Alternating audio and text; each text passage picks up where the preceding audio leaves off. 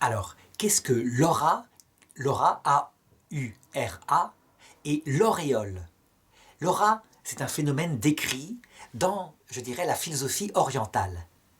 Certains médecins prétendent qu'en regardant un être humain, mais aussi un animal, une plante, de côté, on voit émaner à côté d'elle une sorte de lumière issue de son psychisme, qui manifeste non seulement l'état de ses pensées psychiques, mais aussi sa santé.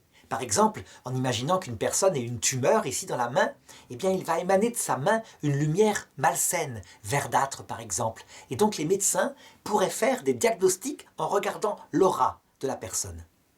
Alors, on sait qu'avec des outils modernes, on a pu visualiser que tous les corps, effectivement, il émane d'eux des formes de lumière, ne serait-ce que pour les corps chauds de l'infrarouge.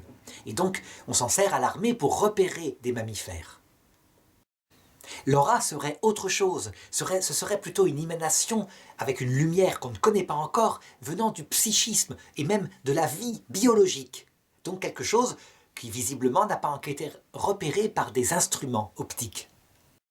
Est-ce que c'est vrai? Est-ce que c'est faux? Eh bien, que peut en penser la foi catholique? Je dirais, elle laisse à la science le soin de se prononcer. Il n'y a aucune objection à ce que ça existe. Je dirais même, pourquoi pas? On sait que nos pensées, il émane d'elles de l'électricité, des ondes électromagnétiques, donc c'est quelque part de la lumière. Donc, a priori, pourquoi ne serait-elle pas visualisée? L'auréole est un phénomène tout à fait différent. L'auréole des saints, c'est quand il émane de son visage quelque chose qui révèle les pensées profondes de son âme. C'est quelque chose qui, sur terre, n'est pas autorisé par Dieu, sauf exception. On se rappelle par exemple de saint Séraphin de Sarov, un saint orthodoxe russe qui, pour montrer à un de ses disciples ce que c'était que l'Esprit Saint, avait été comme transfiguré devant lui. Dans l'autre monde, à l'heure de la mort, on peut dire que l'auréole est un phénomène absolument naturel. C'est ce que dit la foi. Ça veut dire qu'en voyant le Christ, par exemple, on voit son âme.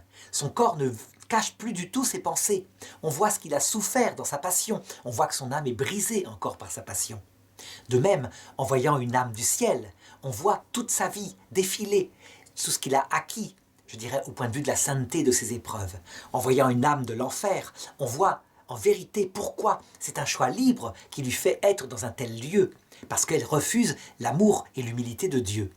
Donc on peut dire que la communication dans l'autre monde se passe par l'auréole, l'émanation à partir du corps de ce que pense l'âme.